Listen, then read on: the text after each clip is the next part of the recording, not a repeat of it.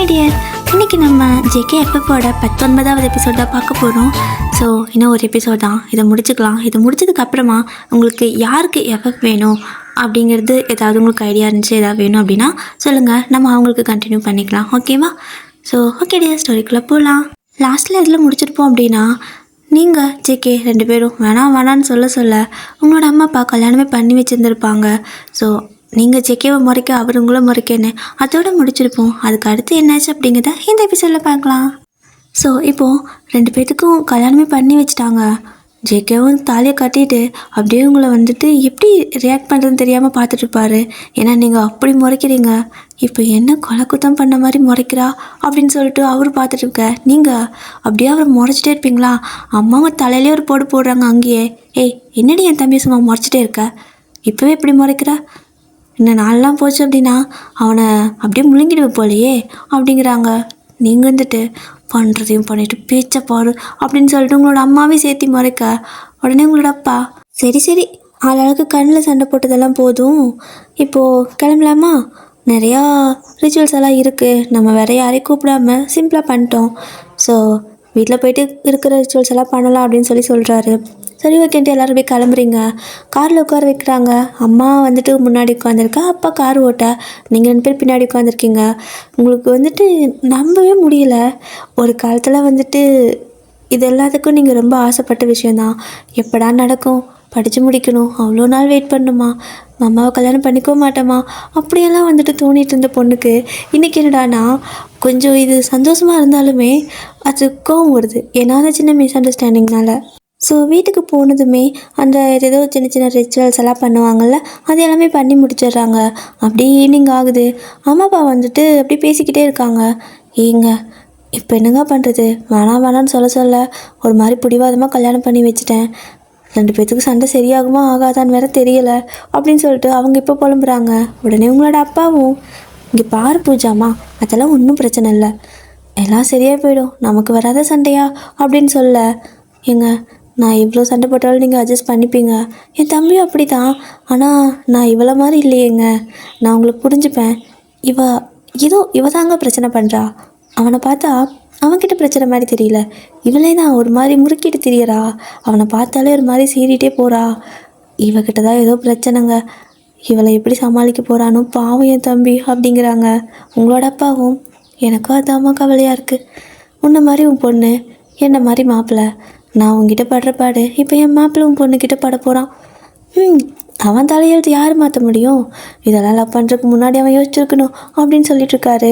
அப்போ நீங்கள் 2 பேரும் ஆளுக்கு ஒரு பக்கம் உட்காந்துருக்கீங்க அந்த வெட்டிங் ட்ரெஸ்லேயே. உங்களுக்கு கடுப்பாகுது. அம்மா அப்படின்னு கத்த ஜேகேவே ஒரு நிமிஷம் ஷாக்காக அவங்கள பார்க்குறாரு, எதுக்கு கத்துறான்னு. அப்போது உங்களோட அம்மாவும், ஏன்டி என்ன அப்படின்னு சொல்லி கேட்குறாங்க மேலே நின்றுட்டு. எனக்கு கசன்னு இருக்குது இந்த ட்ரெஸ்ஸு, என்னால் இதை போடவே முடியல, நான் கழட்டணும், எப்போ தான் இதை எனக்கு கழட்டு சொல்லுவேன், எவ்வளோ நேரம் இப்படி போட்டுக்கிட்டோம் அப்படின்னு கேட்குறீங்க. ஓ அதுவா, வா மாற்றிக்கலாம் அப்படின்னு சொல்லவும் அடுத்த செகண்ட் சோஃபாலேருந்து குரங்கு குட்டி தாவற மாதிரி சமணங்கால் போட்டு உட்காந்துருப்பீங்க. ஸோ அப்படியே ஜம்ப் பண்ணி எந்திரிச்சு போயிட்டு இருக்கிறீங்க. அப்படியே இந்த சாரியெல்லாம் அப்படியே முட்டி வரைக்கும் தூக்கிட்டு நடக்க முடியாமல் போயிட்டு இருக்கிறீங்க. ஜிகேக்கு பார்த்தா சிரிப்பாக இருக்குது. ஆனாலும் என்ன, அவருக்கு வந்துட்டு நீங்கள் இப்படி பண்ணுறதான் பிடிக்கலையே தவிர உங்களை மேலே லெவலாம் குறையலை. ஸோ அப்படியே வந்துட்டு இவ இன்னுமே குழந்த மாதிரி இருக்கிறா, ஒரு 4 வருஷம் போட்டுன்னு சொன்னால் கேட்காம இப்போ கல்யாணம் பண்ணி வச்சிட்டாங்க, கடவுளே என்ன நினைக்கிறாங்கன்னே புரியலை அப்படின்னு சொல்லிட்டு அவரும் வந்துட்டு உட்காந்துருப்பாரு. உங்களோட அம்மா உங்களை கூப்பிட்டு, சரி ஓகே மாற்றிக்கோ அப்படின்னு சொல்லுவாங்களா, போய் நீங்கள் கழட்டிட்டு ஒரு நைட் ட்ரெஸ் எடுத்து கையில் வைக்க, இதே எதுக்கு அப்படிங்கிறாங்க. மாற்றிக்கலான்னு சொன்னேன்ல அப்படின்னு நீங்கள் கேட்க, மாற்றிக்கலான்னு தான் சொன்னேன், ஆனால் நான் ரெடி பண்ணி விடுறேன்னு சொல்லிட்டு மறுபடியும் உங்களை போட்டு ஃபஸ்ட்டு ரெடி பண்ணுறாங்க.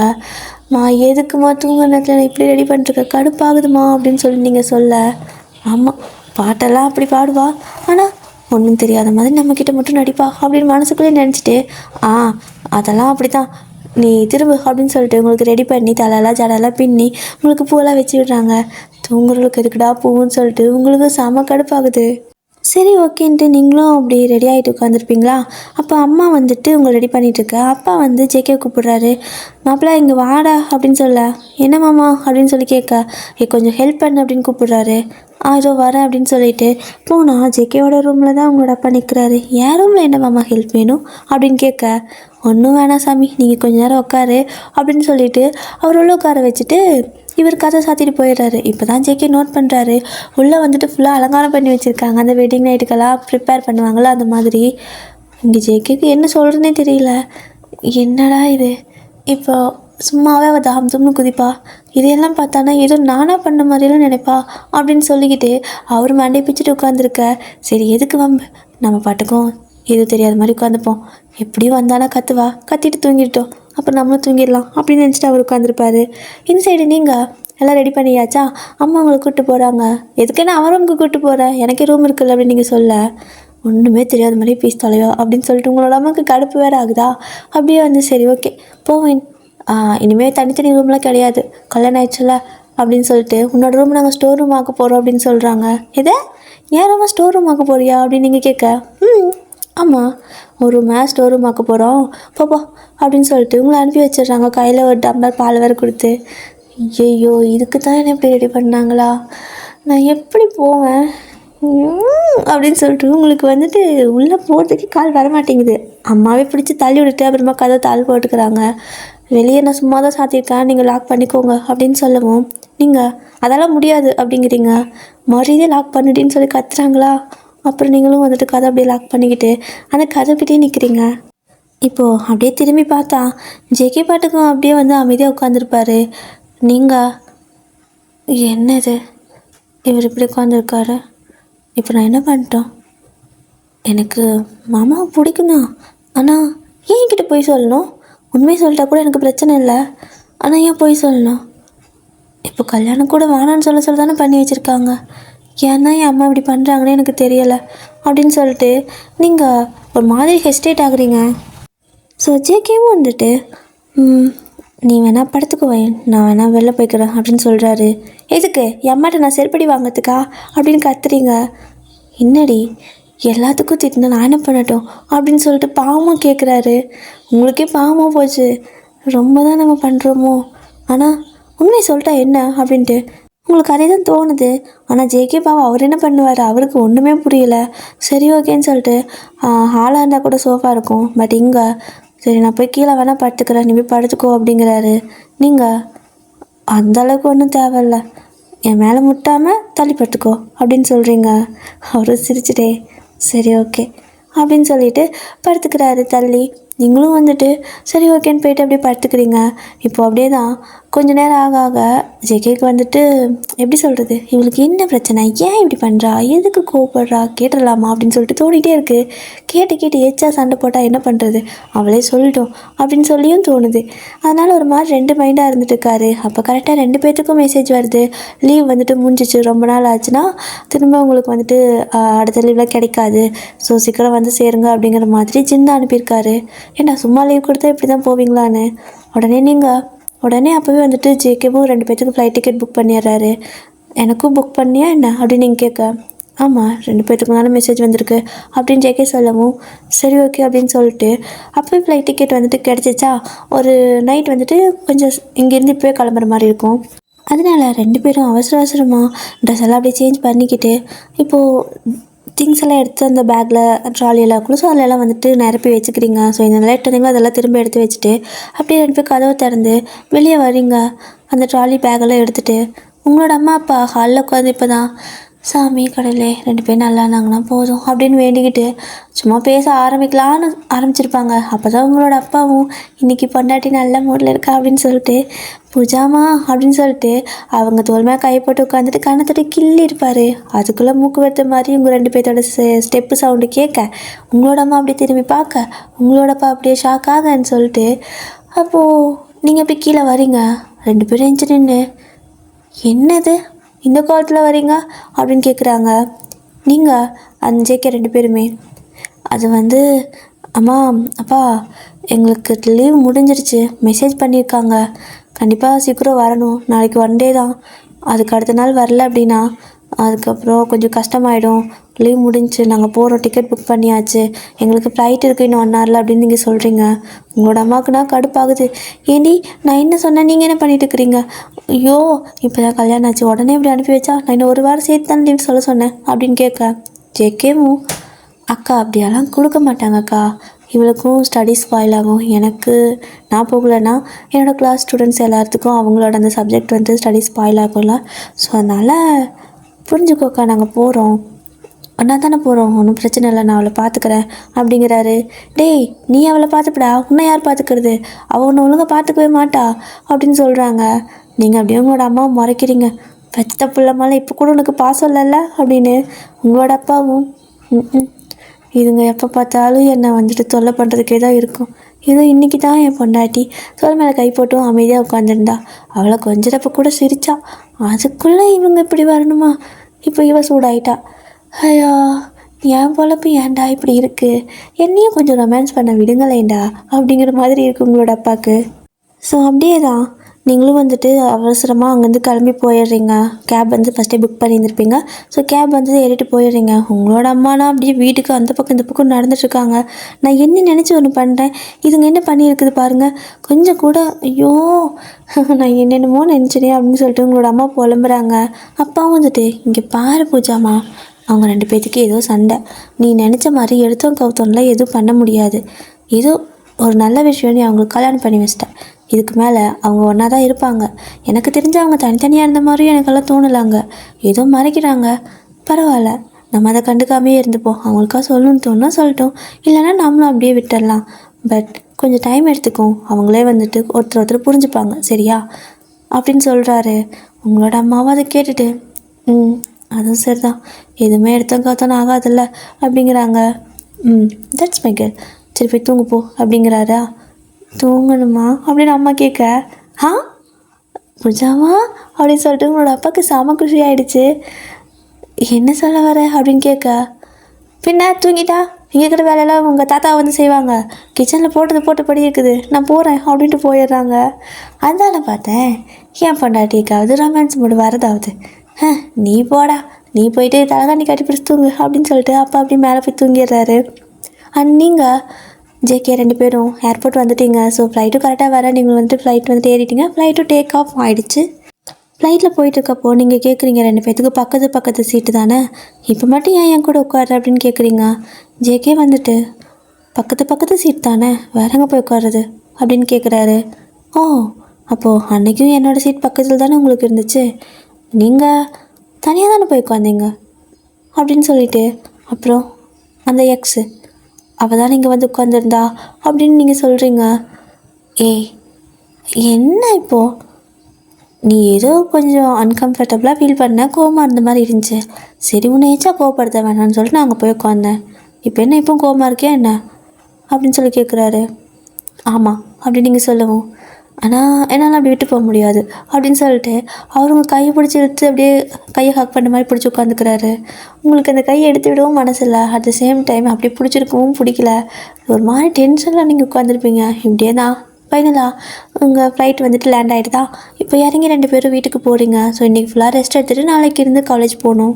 ஸோ கரெக்டாக நீங்கள் ஃப்ளாட்டுக்கு போகிறீங்க, அந்த லிஃப்ட்டுக்குள்ளே. ஸோ லிஃப்ட்டில் ஏறி நீங்கள் ஃப்ளாட்டுக்கு போயிட்டுருக்கிறப்போ ஜேகே கேட்குறாரு, நீ என்னோடய ஃப்ளாட்டுக்கு ஷிஃப்ட் ஆகிக்கிறியா இல்லை நான் உன்னோட ஃப்ளாட்டுக்கு ஷிஃப்ட் ஆகிக்கிட்டா அப்படின்னு கேட்க, எதுக்கு அவங்கவுங்களோட ஃப்ளாட்டில் இருக்கலாம் அப்படின்னு சொல்கிறீங்க, அப்படியெல்லாம் முடியாது, 2 பேரும் ஒன்றா தான் இருக்கணும், அக்கா சொல்லி அனுப்பிச்சா அப்படின்னு சொல்கிறாரு.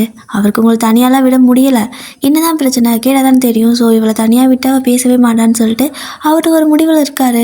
நீங்களும் நான் வரமாட்டேன் அப்படின்னு சொல்லியிருப்பீங்க, சரி ஓகே அப்படின்னு சொல்லிவிட்டு அவர் அப்படியே வந்துடுறாரு. ஸோ நீங்கள் போய்ட்டு உங்களோட ஃப்ளாட் ஓப்பன் பண்ணலான்னு போனால் கீ இல்லை, கீ அங்கே போச்சு அப்படின்னு சொல்லிட்டு தேடினா வீட்டிலே விட்டு வந்திருப்பீங்க. இப்போ வேறு வழியே இல்லை, ஜேகே அவரோட ஃப்ளாட்டுக்கு போயிட்டாரு தெரியும் அவருக்கு, ஆனால் அவர் தான் நீங்கள் எடுத்து வச்சுருக்கீங்க, திரும்ப எடுத்து வீட்டுக்குள்ளே வச்சுட்டு வந்திருப்பாரு. இப்போது நீங்கள் வெளியே நின்றுருப்பீங்கன்னு தெரியும். ஸோ கொஞ்ச நேரம் கழிச்சு எதாச்சியாக வர மாதிரி வெளியே வராரு. நீங்கள் ட்ராலியை வச்சு ட்ராலி மேலே உங்களோட கதவுக்கிட்டே உட்காந்துருக்கீங்க. ஏன் உள்ளே போகலையா அப்படின்னு கேட்க, கீ இல்லை அப்படின்னு நீங்கள் சொல்கிறீங்க. ஓ சரி ஓகே அப்படின்னு சொல்லிட்டு அவர் உள்ளே போயிடுறாரு. நீங்கள் என்னவன் கீழேன்னு சொன்னால் அவன் பாட்டுக்கும் போகிறான் அப்படின்னு சொல்லிட்டு ஒரு மாதிரி பார்த்துட்டு இருக்கிறீங்க, கூப்பிட மாட்டாரா அப்படின்னு. போன மனுஷன் திரும்ப வந்து தானே வரட்டான்னு கேட்குறாளா பாரு, நம்மளே தான் போய் கூப்பிடணும்.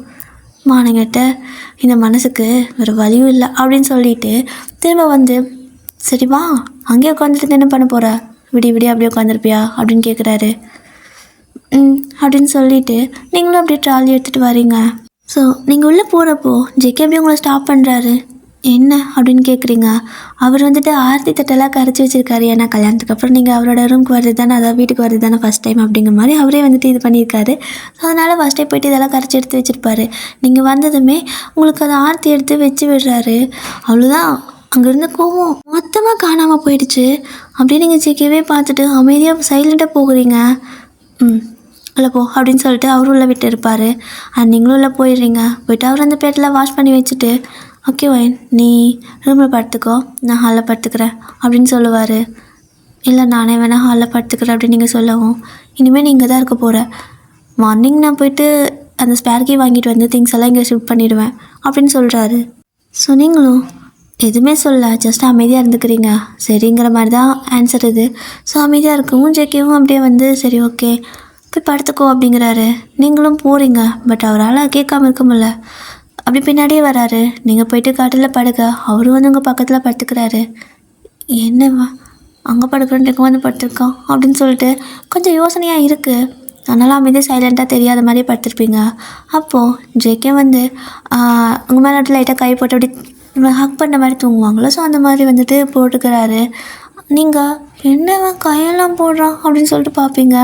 அப்போது அப்படியே வந்து நீங்கள் தள்ளி படுத்துருப்பீங்களா, ஸோ அப்படியே உங்களை வந்து அவர் கூட சேர்த்தி அப்படி லைட்டாக இழுத்துட்டு உங்களை அப்படியே திருப்பி அவர் பார்க்குற மாதிரி படுக்க வைக்கிறாரு. என்ன அப்படின்னு சொல்லி கேட்குறீங்க.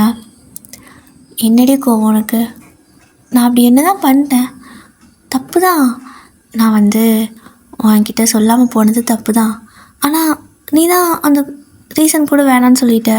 அப்போது நீ அதுக்கப்புறம் கொஞ்சம் நார்மல் ஆகிட்டு தானே, கோவம் இல்லைன்னு தானே சொன்னேன், மறுபடியும் அதுக்குள்ளே என்ன கோவம், நான் ஏதாவது மிஸ்டேக் பண்ணிட்டேன்னா என்ன, எனக்கு தெரிஞ்சு நான் எதுவுமே பண்ணலை அப்படிங்கிறாரு. உங்களுக்கு பார்த்தா அவர் பேசுறதெல்லாம் வச்சு பார்க்குறப்போ எதுவுமே பண்ணாத மாதிரி தான் இருக்குது. ஆனாலும் கோவம் வேறு வருதா, நீ என்னமோ பண்ணு எனக்கு எதுக்கு அப்படின்னு சொல்கிறீங்க. இங்கே பாரு வயன், என்னால் அப்படி விட முடியாது, மரியாதையாக சொல்லு, நான் இதை முதலே கேட்டிருக்கணும், ஆனால் ஏதோ எனக்கு கோவம் வந்துடுச்சு, நீ எனக்கு யாருன்னு தெரியாது சொன்னங்காட்டிக்கு செம்ம டென்ஷன் ஆகிட்டா. பரவாயில்ல, இப்போது சொல்லு என்ன பிரச்சனை என்கிட்ட உனக்கு, எதுவாக இருந்தாலும் ஓப்பனாக பேசு, ஓப்பனாக பேச தானே உன்னோட பழக்கம் அப்படிங்கிறாரு. எனக்கு பிரச்சனையே அந்த எக்ஸ் தான் அப்படிங்கிறீங்க, சொல்லிட்டீங்க, எந்த எக்ஸு அப்படின்னு கேட்குறாரு. அந்த மீரா தான் அப்படின்னு நீங்கள் சொல்லவும், ஏய் அவள் எக்ஸு தாண்டி, அவகிட்ட உனக்கு என்ன பிரச்சனை அப்படின்னு இவரும் இன்னுமே மொட்டையாகவே சொல்கிறாரு. எனக்கு என்ன பிரச்சனையா, எனக்கு ஜின் எல்லாமே சொல்லிட்டாரு அப்படின்னு நீங்கள் சொல்கிறீங்க. சரி ஓயன், அதான் ஜின் சொல்லிட்டார்ல, ஜின் சொன்னால் அதில் உனக்கு என்ன பிரச்சனை அப்படிங்கிறாரு. எனக்கு என்ன பிரச்சனையா, என்னம்மாம்மா நீ பாட்டுக்கு லூஸ் மாதிரி பேசுகிற, அவள் எக்ஸாக இருக்கிறப்போ நான் எப்படி வந்துட்டு கொஞ்சம் கூட பிரச்சனை இல்லாத போக முடியும், அதுவும் இந்த ஒரு மாதத்துக்குள்ளே திடீர்னு பார்த்து திடீர்னு பழகி பிரேக்கப் வரைக்கும் போயிருக்கு அப்படின்னு சொல்கிறீங்க. அப்போது ஜெகேவும் ஏய் அது நம்ம பிரச்சனை இல்லையேடி அப்படின்னு சொல்கிறாரு. இங்கே பாருமம்மா, நீ அப்படியே நடிக்காத தெரியாத மாதிரி, அவள் உன்னோட எக்ஸ் தானே, அது எப்படி நான் இருக்கிறப்பவே நீ அவளை லவ் பண்ணி அதுக்குள்ளே பிரேக்கப் பண்ணியிருக்க, இந்த ஒரு மாதத்தில் நீ வந்து என்னென்ன வேலை பண்ணியிருக்க அப்படின்னு கேட்க, எதை நான் லவ் பண்ணுனா என்ன வயன் பேசுகிற, அப்போ இவ்வளோ நாள் நீ என்னை எக்ஸ்ன்னு சொல்லி பேசிக்கிட்டு இருந்ததெல்லாம் அவளை என் கூட சேர்த்தியா அப்படின்னு கேட்குறாரு. இல்லையா பின்ன ஜின்னி எல்லாமே சொல்லிட்டாரு அப்படின்னு சொல்கிறீங்க. ஒரே மாதிரி அவரை பேசவே விடாமல் கத்திக்கிட்டே இருக்கீங்க. இங்கே ஜேகேக்கு மண்டை வெடிச்சிடும் போல். ஷோ இந்த ஜின்னி அங்கே வச்சு நான் என்ன பண்ணுறது அப்படின்ட்டு உடனே கால் பண்ணுறாரு. அவரும் என்னடா சொல்லு அப்படின்னு சொல்லி கேட்க, முதல்ல என் அப்பார்ட்மெண்ட்டுக்கு வாங்க அப்படின்னு சொல்கிறாரு. எனக்கு தூக்கம் வருது அப்படின்னு சொல்லவும், இங்கே நீ வரலன்னா என் மண்டை வெடிச்சிடும், வந்து தொலை அப்படின்னு சொல்லி கத்த, இந்த வரண்டா அப்படின்ட்டு அவரும் வராரு. ஸோ ஜின் வந்ததும் கதவை திறந்து நீங்கள் வந்துட்டு உள்ளே வர சொல்கிறீங்க. என்ன 2 பேரும் இங்கே இருக்கீங்க, இங்கே என்னடா பண்ணுறா ஒயன் அப்படின்னு கேட்க, உங்கள் கதவு தாலியெல்லாம் வேறு இருக்கா, கையில் அம்மா மருதாணியெல்லாம் வச்சுருக்காங்களா, என்னது என்னடா இது, என்ன இது அப்படின்னு கேட்குறாரு. இது இருக்கிறதெல்லாம் இருக்கட்டும், முதல்ல எனக்கு ஒரு உண்மையை சொல்லுங்கள், இவகிட்ட நீங்கள் என்ன சொன்னீங்க அப்படின்னு சொல்லி ஜேகே கேட்குறாரு. நான் என்கிட்ட நிறைய சொல்லியிருக்கேன், எதை கேட்குற அப்படின்னு சொல்லி கேட்கவும், அந்த எக்ஸு அந்த மீரா அப்படின்னு சொல்லி கேட்குறாரு. ஆட அவள் கிடக்குறா, அவள் தான் எக்ஸாச்சே அப்படின்னு சொல்கிறாரு. யோ, நீ இப்படி மொட்டையாக சொல்லிதாயா என் லைஃப்பே பயங்கர பிரச்சனை பண்ணி வச்சுருக்க, எனக்கு வர ஆத்திரத்துக்கு அப்படிங்கிறாரு. நான் என்னடா மொட்டையாக சொன்னேன், அவள் எக்ஸ் தானே அப்படின்னு சொல்லவும், எக்ஸுன்னு சொல்ல தெரிஞ்ச உனக்கு யாருக்கு எக்ஸுன்னு சொல்ல தெரிஞ்சுதா அப்படின்னு சொல்லிட்டு ஜேகே கத்துறாரு. என்னடா ஒன்றும் தெரியாத மாதிரி கேட்குற, எனக்கு தான் அவள் எக்ஸு அப்படின்னு சொல்கிறாரு. நீங்கள் நான் சின்ன அப்படியே ஷாக்காக பார்க்குறீங்க. ஏன்டி நீ இப்போ என்னை இப்படி முறைக்கிறா, இப்படி பார்க்குறேன்னு சொல்லிட்டு சின் உங்களை பார்த்து கேட்கா. சின், அப்போ மீரா உங்களுக்கு தான் எக்ஸா அப்படின்னு சொல்லி கேட்குறீங்க. ஆமாம், எனக்கு தான், நான் தான் உனக்கு அன்றைக்கி சொன்னேன்ல அப்படின்னு சொல்கிறாரு. இல்லை, நீங்கள் எந்த சுச்சுவேஷனில் சொன்னீங்கன்னு சொல்லுங்கள் அப்படின்னு சொல்லி கேட்க, அந்த ஷூ அப்படிங்கிறாரு. அந்த ஷூ எனக்கு மாமா வாங்கி கொடுத்தது அப்படின்னு நீங்கள் சொல்லவும், மாமாவா அப்படின்னு ஜின் பார்க்க, யோ ஆமாயா, நான் தான் அவளுக்கு மாமா அப்படின்னு சொல்லிட்டு ஜேகேவும் கொஞ்சம் கோபமாக பேசுகிறாரு. மாமனாடா, என்னடா பேசிக்கிட்டீங்க, என்கிட்ட ஒரு வார்த்தை சொல்ல, அப்புறம் 2 பேர் கல்யாணமே பண்ணிட்டு வந்துட்டிங்களா, கூப்பிடக்கூட இல்லை அப்படின்னு சொல்லவும், எங்களையே எங்கள் கல்யாணத்துக்கு கூப்பிடல, திடீர்னு தான் பண்ணி வச்சாங்க, அது நான் அப்புறமா சொல்கிறேன், முதல்ல இந்த பிரச்சனையை சார்ட் அவுட் பண்ணுங்க அப்படின்னு சொல்லிட்டு ஜேகே சொல்கிறாரு. சரி, என்ன வயன், உனக்கு என்ன பிரச்சனை, என்ன தெரியணும் உனக்கு அப்படின்னு கேட்க, ஜின், அந்த ஷூ அன்றைக்கி நான் போட்டிருந்தது எக்ஸோடது மீரா அப்படின்னு சொல்லிட்டு போனீங்கள, அது எனக்கு மாமா வாங்கி கொடுத்த ஷூ, அவரோட வீட்டிலேருந்து எடுத்து கொடுத்தாரு, எனக்காக வாங்கி வச்சுருக்கேன்னு. நீங்கள் எக்ஸோடது அப்படின்னா நீங்கள் அவளுக்கு வாங்கி கொடுத்துருந்தா அது எப்படி ஏன் மாமா வீட்டில் இருக்கும் அப்படின்னு சொல்லிட்டு நீங்கள் பாயிண்டாக கேட்குறீங்க. சின்ன அப்படியே யோசிக்கிறாரு. ஆமாம், அதுவும் கரெக்டு தான், அவன் வாங்கி கொடுத்தா அது எப்படி நான் இவளுக்கு வாங்கி கொடுத்த ஷூ எப்படி அவன் வீட்டுக்கு வரும் அப்படின்னு சொல்லிட்டு அவரும் யோசிச்சுட்டு இருக்க. ஜேகே, யோ ப்ளீஸ் யா, என்னை வந்துட்டு டார்ச்சர் பண்ணி விட்டுறாத, அவளுக்கு தெளிவாக சொல்லு அந்த ஷூ ஓகேவா அப்படின்னு சொல்லிட்டு அவரும் சொல்கிறாரு. நீங்கள் 2 பேரும் ஏதோ ஃப்ராட் வேலை பண்ணுறீங்க, எனக்கு உண்மை சொல்லுங்கன்னு சொல்லிட்டு கேட்க, ஜின்னும் இப்போது ஞாபகம் வந்துடுச்சு, ஜேகே, இந்த ஷூ நான் வந்துட்டு ஒரு நாள் ஆக்சுவலாக ரிட்டன் கொண்டு போனேன், அதாவது அவள் என் வீட்டுக்கு வந்திருந்தா, அவளுக்காக நான் ப்ரெசென்ட்லாம் பண்ணியிருந்தேன், திரும்ப இன்னொரு தடவை ஏதோ சண்டை வந்தப்போ அது என் வீட்டிலே இருந்துச்சு, அப்போ தான் எனக்கு கோவம் வந்து அதை கொண்டு போய் எங்காவது குப்பையில் போடலான்னு சொல்லிவிட்டு ஒரு கவரில் போட்டு நான் எடுத்துகிட்டு வந்தேன் அப்படின்னு சொல்கிறாரு. அதுக்கு அப்படின்னு ஜேகே சொல்ல, ஞாபகம் இல்லையா உனக்கு, அந்த அன்னைக்கு தானே என்னோடய காரில் நீயும் வந்த, உன் கையிலையும் ஒரு பேக் இருந்துச்சே அப்படின்னு சொல்கிறாரு. அப்போ தான் ஜேகேவை யோசிச்சு பார்க்க, ஆமாம் அன்றைக்கி தான் நானும் ஒயினுக்கு ஷூ வாங்கிட்டு வந்தேன் அப்படின்னு சொல்கிறாரு. அப்போ தான் எனக்கு தெரிஞ்சு நான் ட்ராப் பண்ணுறப்போ நீ கவரை மாற்றி எடுத்து போயிருப்பேன்னு நினைக்கிறேன், நானும் நீ வாங்க ஷூ கொண்டே குப்பையில் போட்டேன்டா அப்படின்னு சொல்கிறாரு. ஒன்றுமே இல்லாத ஒரு விஷயம், நீங்கள் அதை வந்துட்டு என்ன ஏதுன்னு கேட்டுக்காமல் இவ்வளோ தூரத்துக்கு போயிருக்கோம், நீங்கள் அப்படியே திருத்துன்னு முழிக்கிறீங்க. இப்போ புரியுதாடி, என்னடி ஒன்றுமே பண்ணாமல் என்னை இந்த பாடுபடுத்தி விட்டுட்ட அப்படின்னு சொல்லி ஜேகே கேட்க, யாராக இருந்தாலும் இந்த இடத்துல இப்படி தான் கேட்பாங்க, ஏன்னா நீங்கள் பார்த்துருக்க வேலை அப்படி அப்படின்னு நீங்கள் சொல்கிறீங்க. ஸோ ஒரு வழியா அந்த பிரச்சனை சார்ட் அவுட் ஆயிடுச்சு. ஸோ ஜின்னோ, சரிடா கங்க்ராச்சுலேஷன் அப்படின்னு சொல்லிட்டு உங்கள் 2 பேர்த்துக்கும் விஷ் பண்ணிவிட்டு காலையில் நேரங்காலமாக காலேஜ் வந்து சேருங்க அப்படின்னு சொல்லிட்டு போகிறாரு. உடனே போகிற ஜின்னை ஜேகே அப்படியே ஷர்ட்டு பின்னாடி காலர் பிடிச்சி இழுத்து, எங்கே போகிறீங்க அப்படின்னு கேட்குறாரு.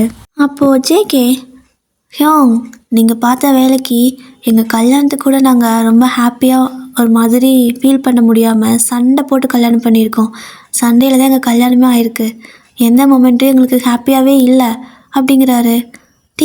அதுக்கு நான் என்ன பண்ண முடியும், நீங்கள் திருத்தப்படும் கல்யாணம் பண்ணதுக்கெல்லாம் நான் பொறுப்பா அப்படின்னு சொல்லி கேட்குறாரு. எல்லாத்துக்கும் பொறுப்பு நீங்கள் தான், கல்யாணம் ஆனதுக்கும் பொறுப்பு நீங்களான்னு தெரியல, ஆனால் எல்லாத்துக்கும் நீங்கள் தான் காரணம். அப்புறம் எங்களுக்கு இன்னும் ஒரு வாரம் சேர்த்து லீவ் வேணும் அப்படின்னு கேட்குறாரு. எதுக்கு, ஏற்கனவே லீவ் ரொம்ப இருக்குது அப்படின்னு சொல்லவும், அதெல்லாம் முடியாது, நீ பண்ண தப்புக்கு பிராய்ச்சித்தம் வேணும்ல, எனக்கு லீவ் வேணும், நாங்கள் 2 பேரும் நாங்கள் ஜாலியாக டைம் ஸ்பெண்ட் பண்ணணும், வெளியெல்லாம் போகணும், ஏன்னா ரொம்ப சண்டை போட்டாச்சு அப்படிங்கிறாரு. அத்தனை நாள் லீவ் கொடுக்க முடியாதுடா, வேணா நாளைக்கு ஒரு நாள் எடுத்துக்கோங்க அப்படின்னு சொல்லவும், அதெல்லாம் முடியாது, என்ன பண்ணுவீங்களோ எது பண்ணுவீங்களோ எனக்கு எங்கள் 2 பேத்துக்கும் லீவை கிராண்ட் பண்ணி கொடுக்குறீங்க, சரியா? இப்போ கிளம்புங்க அப்படின்னு சொல்லிட்டு அவரை பிடிச்சி தள்ளி விட்டு கதை சாத்திடுறாரு. நீங்கள் அப்படியே திருட்டு போன மாதிரி முழிச்சிட்டு நிற்கிறீங்க. ஜேகே அப்படியே வந்துட்டு அந்த ஷர்ட் இருக்குல்ல, ஸோ அந்த ஸ்லீவ் இருக்குல்ல அப்படியே மடித்து விட்டுட்டு அடிக்கிற மாதிரியே முறைச்சிட்டு வர்றாரு.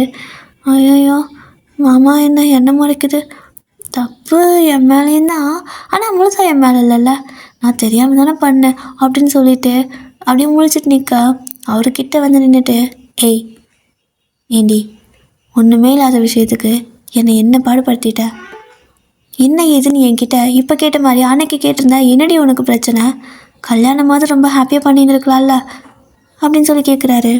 ஸோ நீங்களும் மாமா கோமா அப்படின்னு சொல்லி கேட்குறீங்க. ஆமாம் அப்படின்னு சொல்லிட்டு அவர் போய் படுத்துக்கிறாரு கம்முன்னு. அந்த பக்கம் திரும்பி நீங்கள் ஓடி போயிட்டு அப்படியே அவர் பக்கத்துலேயே போய் படுத்துக்கிட்டு, மாமா இங்கே பாரு அப்படின்னு சொல்லிட்டு அவர் மூஞ்சி திருப்பி பார்க்குறீங்க. அவர் அந்த பக்கம் திரும்பி படுக்கிறாரு.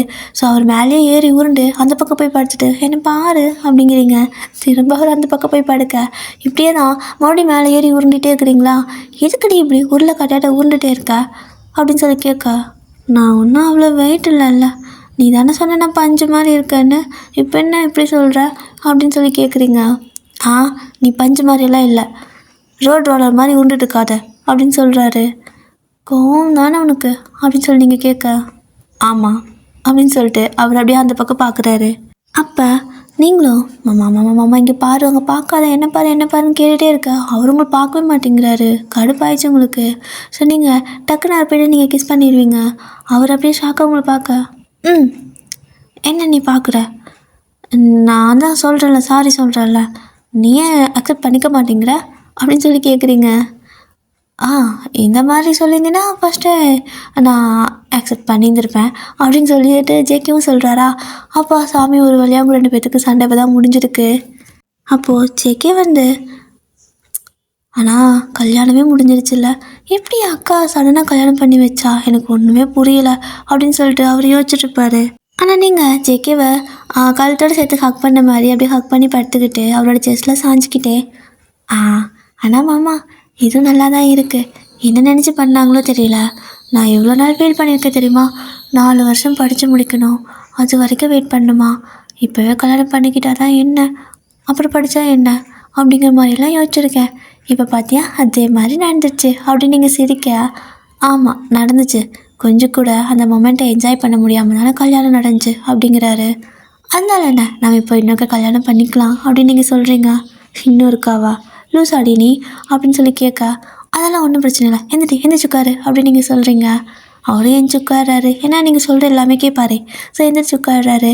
நீங்களும் எந்திரிச்சார் பக்கத்தில் உட்காந்துக்கிறீங்க. இப்போ எதுக்கு இப்படி 2 பேரும் நடுக்காட்டில் இப்படி உட்காந்துருக்கோம் அப்படின்னு சொல்லி கேட்க, ஏன்னா இப்போ நம்ம கல்யாணம் பண்ணிக்க போகிறோம் அப்படின்னு நீங்கள் சொல்கிறீங்க.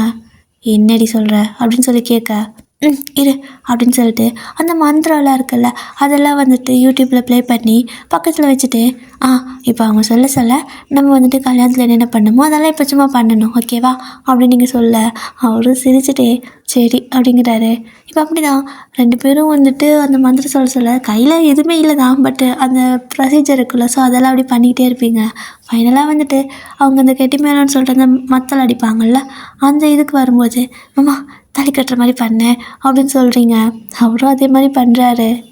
ஸோ அப்படி தாலி கட்டுற மாதிரி அந்த இதுக்கு ஆக்டிங் பண்ணுவாங்களோ, ஸோ அப்படி பண்ணிட்டு இருக்கிறப்போ நீங்கள் ஜேகே கண்ணே பார்ப்பீங்க.